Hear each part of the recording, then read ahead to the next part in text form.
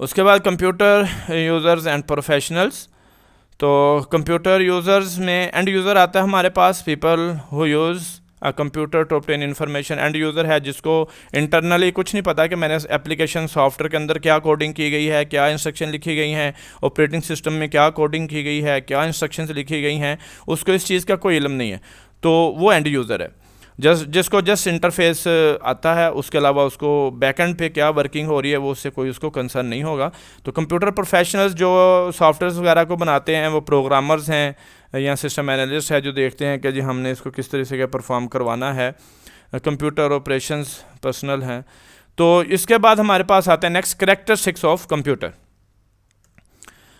सबसे पहले देखेंगे कैरेक्टरिस्टिक्स ऑफ कंप्यूटर में speed, then accuracy, then diligence, reliability, versatility, storage capacity, automatic, quick decision, multitasking, no feeling, power of remembering and no IQ। ठीक है, इन parts को हम one by one discuss करते हैं कि ये जो हैं ये किस सेंस में आप इसको ह्यूमन साइड पर और एक साइड पर कंप्यूटर को डिस्कस करेंगे, जिससे हम इजीली कंपेयर कर सकते हैं कि हमारे जो कंप्यूटर है और ह्यूमन है उसके अंदर किस किस स्पीड ज़्यादा फास्ट है और कौन सा जो कैरेक्टरिस्टिक्स है वो किस में ज़्यादा बेस्ट है।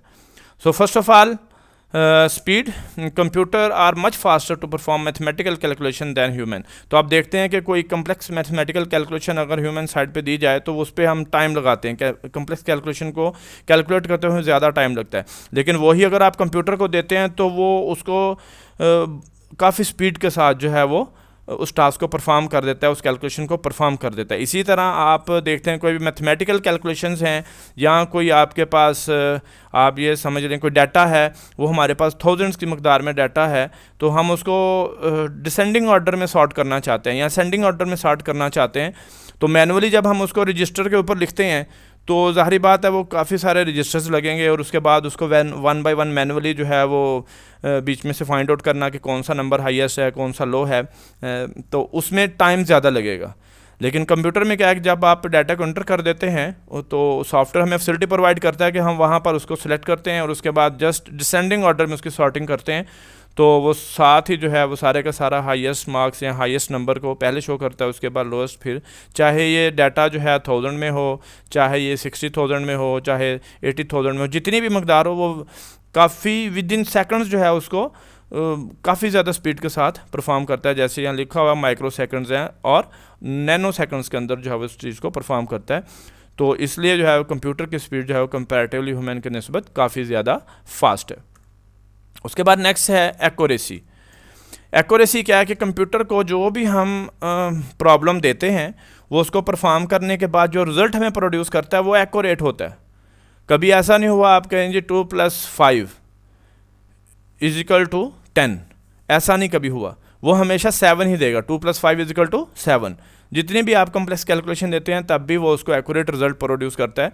और दूसरी साइड पर ह्यूमन साइड पर हो सकता है अगर हमारे पास नॉलेज कम है या कोई ऐसी मिस्टेक है या हम अभी हमारी कंसंट्रेशन उस तरफ नहीं है तो हम रिज़ल्ट जो है वो गलत प्रोड्यूस कर सकते हैं। लेकिन यहाँ पर एक और पॉइंट है, sometimes we get some error but these are because of the mistake perform by us. कि कंप्यूटर जो रिजल्ट प्रोड्यूस करता है हो सकता है कि वो एक्यूरेट ना हो, बहुत कम होता है, होता नहीं ऐसे लेकिन बहुत कम होता है ऐसा। तो वो उसकी रीज़न क्या है कि जो प्रोग्रामर है जिसने वो सॉफ्टवेयर बनाया है, जिसने इंस्ट्रक्शंस लिखी हैं, उससे कोई मिस्टेक हुई है या वो लॉजिकल एरर रह गया जिसकी वजह से वो टेस्टिंग प्रॉपरली नहीं की और वो एरर जो है वो प्रोड्यूस हो रहा है। तो अगर आप एक सॉफ्टवेयर को बनाते हैं, उसकी प्रॉपरली आप टेस्टिंग करवाते हैं, टेस्टिंग करने के बाद फिर उसको मार्केट में लॉन्च किया जाता है, तो देन कोई इशू नहीं होता उसमें, वो टोटली 100% एक्यूरेट रिजल्ट प्रोड्यूस करता है। तो accuracy of the computer is constantly high and it can perform 100 of operations with the carry out calculation and analysis accurately and speedly. तो ये मैं सारा बता चुका हूँ आपको एक्यूरेट का। उसके बाद नेक्स्ट है डिलीजेंस। डिलीजेंस क्या? A person get tired of doing some work in a few hours and a computer has the ability to do any work continuously for many hours, days, month. तो हम देख सकते हैं कि कोई एक टास्क जो है वो हमें दिया गया है, तो हम 8 आवर्स के बाद, 9 आवर्स के बाद, 5 आवर्स के बाद, पर्सन टू पर्सन वेरी करता है, हम उसके अंदर जो है एरर्स प्रोड्यूस करना शुरू कर देंगे। एरर्स क्यों प्रोड्यूस करना शुरू कर देंगे? क्योंकि हम थक जाएंगे।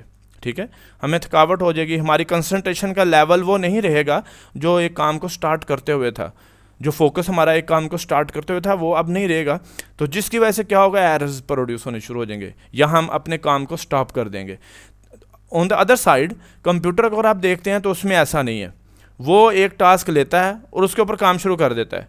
उसने ना थकना है, ना उसको कोई रिक्वायरमेंट है, ना कोई ऐसी चीज़ है, वो उस टास्क को परफॉर्म करता जाता है, चाहे वो आवर्स की में कंप्लीट हो, चाहे वो डेज में कंप्लीट हो, या उसको कई महीने लग जाएं, तो वो इस चीज़ को परफॉर्म करता जाता है जब तक उसका टास्क परफॉर्म नहीं हो जाता। और इसके बाद जब वो परफॉर्म कर लेता है तो रिजल्ट भी एक्यूरेट प्रोड्यूस करता है और थकता भी नहीं है। तो इसलिए हम कहते हैं कि जी कंप्यूटर जो है वो एक हमारे पास एक ऐसी डिवाइस है जो किसी भी टास्क को स्टार्ट करती है तो उसका कंसंट्रेशन लेवल वही होता है, और जब वो एंड कर लेती है तो तब भी उसका कंसंट्रेशन लेवल वही होता है। लेकिन ह्यूमन साइड के ऊपर जो है ये चीज़ पॉसिबल नहीं है। उसके बाद नेक्स्ट हमारे पास आता है रिलायबिलिटी। रिलायबिलिटी क्या कह सकते हैं कि एक ऐसी चीज़ जिसके ऊपर आपको एतबार है, जो आपके लिए काबिल एतबार है, रिलायबल है। जैसे नॉर्मली आप लोग दो लोग पर्सन बात कर रहे हो तो आप ये कहते हैं कि जी मैं इसके साथ ये बात शेयर कर रहा हूँ, ये रिलायबल पर्सन है, कि आपको उसके ऊपर ट्रस्ट है कि जो मैं डिस्कस कर रहा हूँ वो आगे कहीं इसको शो ऑफ नहीं करेगा। तो इसी तरह वो रिलायबिलिटी जो है कंप्यूटर में वो ये चीज़ होगी कि अगर आप कंप्यूटर को कोई एक टास्क देते हैं तो आप श्योर होते हैं कि ये टास्क एक्यूरेटली, स्पीडली ये परफॉर्म करेगा और उसमें कोई प्रॉब्लम नहीं आएगी, ना ये कहीं पर किसी को फेवर देगा, ना कोई ऐसी चीज़ होगी। तो यहाँ पर लिखा हुआ है today almost all the big industries और big e commerce companies like Amazon and big search engines companies like Google and Bing, all these companies are dependent on computers. क्यों डिपेंडेंट है? क्योंकि ये रिलायबल है, ये डिवाइस जो है वो रिलायबल है। आप कोई चीज़ गूगल से सर्च करते हैं तो आपको ये रिलायबिलिटी होती है, आपको ये ट्रस्ट होता है कि मैं जो सर्च कर रहा हूँ ये मुझे ठीक रिजल्ट प्रोड्यूस करेगा। तो ई कॉमर्स के थ्रू आप कोई चीज़ बाय करते हैं, सेल करते हैं, तो आप उसको भी आपको ये कंफर्म होता है, श्योरिटी होती है कि जो चीज़ मैं ख़रीद रहा हूँ या फ़रोख्त कर रहा हूँ वो एक प्रॉपर वे के साथ जाएगी और एक अच्छी चीज़ ही मुझे मिलेगी। Today, every major industry and companies in the world have full confidence in their computers. Data one place to another place is transported through a computer in a very short time. कि अगर आप एक से दूसरी location के ऊपर online data को send करते हैं तो वो वेरी शॉर्ट टाइम में और आपके डाटा को सिक्योर रखते हुए एक से दूसरी लोकेशन के ऊपर जो है वो मूव करता है। नेक्स्ट है versatility. Is the characteristics of computer, it means is that the computer is capable of working in almost every field. तो यहाँ पर हम ये ले सकते हैं कि देखें आप एक कंप्यूटर को परचेज करते हैं फॉर द एजुकेशनल पर्पज़। अब वो कंप्यूटर घर में रखा हुआ है आपने, आप उसको एजुकेशन पर्पज़ के लिए भी यूज़ कर सकते हैं। आपके घर के अंदर कोई बिजनेसमैन है वो बिज़नेस के लिए भी यूज़ कर सकता है। अगर उसके अंदर किसी ने एंटरटेनमेंट करनी है वो गेम के लिए, मूवीज़ के लिए भी यूज़ कर सकता है। और एक कंप्यूटर जो किसी ऑर्गेनाइजेशन में लिया जाता है तो वो स्कूल के अंदर भी लिया जाता है, कॉलेजेस में भी लिया जाता है, हॉस्पिटल में, ऑफिस में, रेलवे स्टेशन में, होटल्स वगैरह में, हर जगह पर यूज़ होता है। वही माइक्रोसॉफ्ट वर्ड है एप्लीकेशन सॉफ्टवेयर, वही पेंट है, या जितने भी ऐसे सॉफ्टवेयर जो ये रिक्वायरमेंट करते हैं कि हमने इस जगह पर इसको परफॉर्म करना है, तो वो सारे के सारे डिफरेंट एनवायरनमेंट में यूज़ हो रहे हैं। ऐसा नहीं है कि अगर आपने एक एनवायरनमेंट के लिए ले लिया तो कंप्यूटर उसी पर फोकस कर दिया गया है। लेकिन ह्यूमन साइड के ऊपर ऐसा होता है कि अगर एक इंसान की एबिलिटी जो है वो कॉमर्स में है तो वो सिर्फ कॉमर्स को परफॉर्म कर रहा है, ठीक है। दूसरे की जो है वो मैनेजमेंट में होगी या किसी और फील्ड में होगी तो वो वही टास्क परफॉर्म करेगा। तो लेकिन कंप्यूटर जो है ये एक वर्सटाइल मशीन है, जो भी इसको हम काम करवाना चाहते हैं ये वैरायटी ऑफ टास्क जो है वो परफॉर्म कर सकता है। उसके बाद नेक्स्ट है स्टोरेज कैपेसिटी। तो स्टोरेज कैपेसिटी हम देखते हैं कि हमारे पास स्टोरेज कैपेसिटी के लिए कोई डिवाइसेज जो हैं वो यूज़ की जाती हैं जिसके ऊपर डाटा को परमानेंट स्टोर किया जा सकता है। तो उसको हम जो डाटा को स्टोर करते हैं वो डिपेंड करता है कि उसकी कैपेसिटी कितनी है, जो आप डिवाइस यूज़ कर रहे हैं वो उसकी कैपेसिटी कितनी है। तो हार्ड डिस्क वगैरह जो है हमारे पास ऐसी डिवाइसेस हैं जिसके ऊपर डाटा ज़्यादा स्टोर किया जा सकता है। तो कंप्यूटर में डाटा किसी भी फॉर्म में स्टोर किया जा सकता है। वो पिक्चर्स हो सकती हैं, आपकी फाइल्स हो सकती हैं, प्रोग्राम्स, गेम, साउंड, वीडियो, कोई भी फॉर्मेट हो सकता है, नंबर्स वगैरह, सिम्बल्स वगैरह हो सकते हैं। तो यहाँ पर देखें जब डाटा को आप स्टोर कर लेते हैं तो ये एज इट इज़ फॉर्म में रहता है, जब तक आप इसको दोबारा एक्सेस नहीं करते या ख़ुद चेंज नहीं करते, ये चेंज नहीं होगा। इसकी स्टोरेज कैपेसिटी ज़्यादा है, हमारी स्टोरेज कैपेसिटी कंपैरेटिव ह्यूमन की स्टोरेज कैपेसिटी जो है वो लिमिटेड है और लिमिटेड टाइम के लिए। जैसे जैसे टाइम गुजरता जाएगा हमें चीज़ें बहुत सारी भूलती जाती हैं। तो हमारे पास स्टोरेज कैपेसिटी कम है कंप्यूटर में, जो आपके पास हार्ड डिस्क या अदर डिवाइस यूज़ हो रही हैं उसमें जितनी कैपेसिटी होगी उतनी मिकदार में हम डाटा जो है उसके ऊपर स्टोर कर सकते हैं।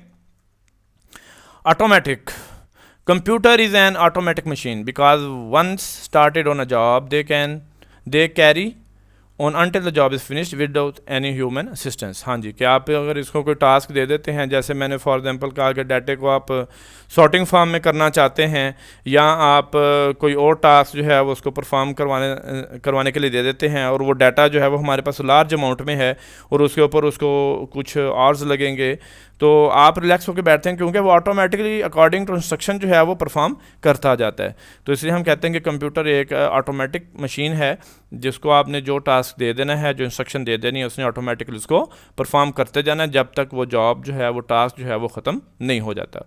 उसके बाद नेक्स्ट है हमारे पास क्विक डिसीजन, कि कंप्यूटर को आप कोई भी डाटा देते हैं, कोई भी प्रॉब्लम देते हैं, चाहे वो अरिथमेटिक है या वो लॉजिकल है, तो वो उसका क्विक डिसीजन जो है परफॉर्म करता है। क्यों करता है? क्योंकि वो इंस्ट्रक्शंस को फॉलो कर रहा है, तो इंस्ट्रक्शंस को फॉलो करेगा और जो प्रोसेसर है उसकी स्पीड बहुत ज़्यादा फास्ट है, तो वो क्या करेगा, उस चीज़ को फ़ौरन जो है वो परफॉर्म करेगा और उसका जो भी डिसीजन होगा उसको वो शो कर देगा।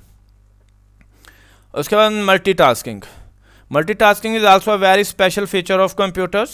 A user can do different types of tasks on the computer at the same time। एक ही वक्त में यूज़र बहुत सारे काम कर सकता है। लाइक आप देखें फेसबुक भी ओपन की होती है, आप साथ सॉन्ग भी सुन रहे हैं, साथ माइक्रोसॉफ्ट वर्ड को भी यूज़ कर रहे हैं, साथ आप स्लाइड्स के ऊपर भी वर्किंग कर रहे हैं, तो ऐसे आप साथ पेंट के ऊपर काम कर रहे हैं, तो बहुत सारी एप्लीकेशन आप ओपन कर लेते हैं और साथ साथ उसको जो है वो मैनेज करते हैं, तो इसको हम बोलते हैं कि multitasking. Like we are using MS word in computer as well as listening to song and also gathering print outs. तो इसको हम कहते हैं कि ये हमारे पास मल्टी टास्किंग है जो कंप्यूटर के थ्रू आप परफॉर्म कर सकते हैं। मैनुअली जो है वो आप एक वक्त में एक टास्क परफॉर्म कर सकते हैं। नो फीलिंग, कंप्यूटर में खुद कोई फीलिंग्स नहीं है क्योंकि कंप्यूटर जो है वो डिपेंड करता है इंस्ट्रक्शंस के ऊपर।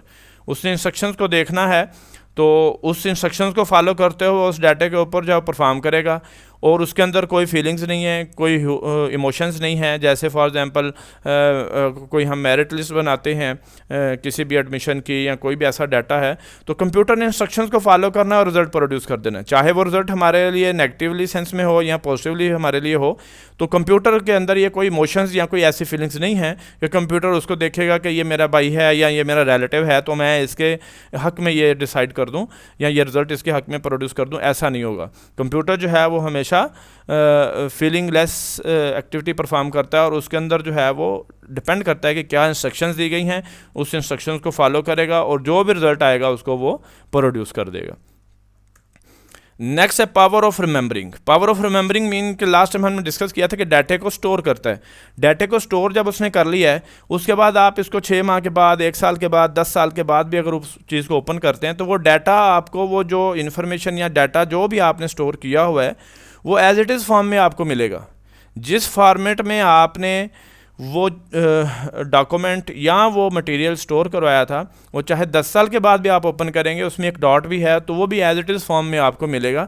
तो हम इसलिए इसको कहते हैं कि इसकी पावर ऑफ रिमेंबरिंग जो है वो ह्यूमन की निस्बत ज़्यादा है, क्योंकि हम कोई चीज़ को याद करते हैं तो जैसे जैसे टाइम गुजरता जाता है हमें उसके की पॉइंट्स याद रह जाते हैं, बाकी डाटा जो है वो सारा स्किप हो जाता है, माइंड से भूल जाते हैं या कुछ अर्सा ज़्यादा गुजरने के बाद हम उसके की पॉइंट्स को भी याद नहीं रख पाते। लेकिन कंप्यूटर एक ऐसी डिवाइस है जिसमें जो डाटा आपने जैसे स्टोर करवाया है वो उसी फॉर्मेट में आपको मिल जाएगा।